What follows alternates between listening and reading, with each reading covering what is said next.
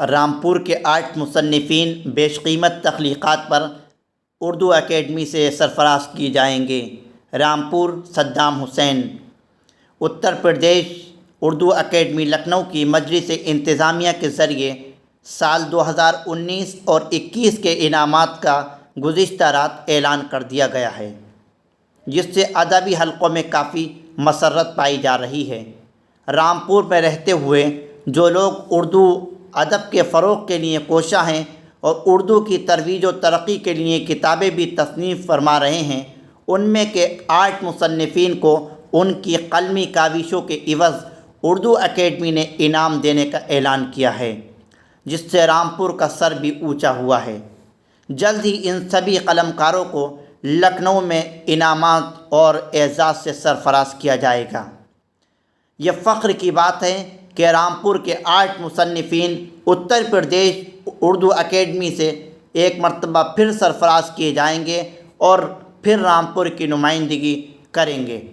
Senior مصنف اور رضا post graduate college سے سبکدوش پروفیسر ڈاکٹر شریف احمد قریشی کو ان کی اہم تصنیف مجموعہ مضامین احتساب فن پر 20,000 روپے کا انعام دینے کا سرکار نے اعلان کیا ہے۔ 20,000 والا ایوارڈ صرف رامپور میں ڈاکٹر شریف قریشی کو ہی مل رہا ہے۔ ضلع کانپور سے ہجرت کر کے رامپور کو مسکن بنانے والے ڈاکٹر شریف احمد قریشی تقریباً 3 درجن کتابوں کے مصنف ہیں، کئی کتابوں کے مرتب ہیں۔ اتر پردیش اردو اکیڈمی اور دیگر اکیڈمیوں سے اب تک موصوف کو 10 ایوارڈ بھی مل چکے ہیں۔ اس کے علاوہ کئی اعزاز اور ایوارڈز ادبی اور سماجی انجمنوں کی طرف سے بھی ان کو مل چکے ہیں۔ سب سے اہم بات یہ ہے کہ اتر پردیش ہائر ایجوکیشن کا شکشک شری ایوارڈ 2011 میں ڈاکٹر شریف قریشی کو ہی ملا تھا۔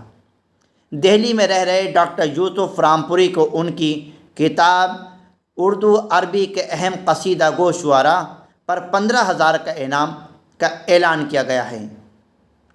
وہیں 10,000 کا انعام پانے والوں میں مشہور مصنفہ اور معروف ادیبہ افسانہ نگار محترمہ نصرت شمسی کو پناہ گاہ، خاموش مزاج شاعر انجینئر اختر حمید کی شاعری مجموعہ صدائے نو، اتراکھنڈ اوپن یونیورسٹی ہلدوانی نینی تال کے شعبہ اردو کے اسسٹنٹ پروفیسر ڈاکٹر شہپر شریف کے مرتب کردہ رامپور کے چند قلم کار، دہلی میں سکونت پذیر مشہور بزرگ شاعر طالب رامپوری کو کمائی میری اور رضا لائبریری کے عربی کیٹلاگر ڈاکٹر محمد ارشاد ندوی کو خود نویس سوانح عمری شیخ علی حسین ترجمہ و قدیم پر ایوارڈ دینے کا اعلان کیا گیا ہے۔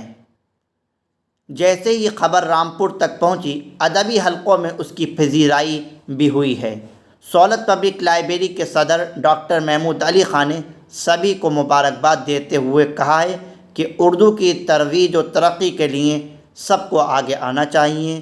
یقیناً رامپور کے حق میں 8 لوگوں کا سلیکشن ہونا اردو اکیڈمی سے ایک اہم بات ہے۔ اس سے رامپور کا قد بھی اونچا ہو رہا ہے اور معلوم ہو رہا ہے کہ رامپور ابھی بھی اردو کا تیسرا دبستان ہی شمار کیا جا رہا ہے اور یہاں اردو کی ترویج و ترقی کے لیے کافی کوششیں کی جا رہی ہیں۔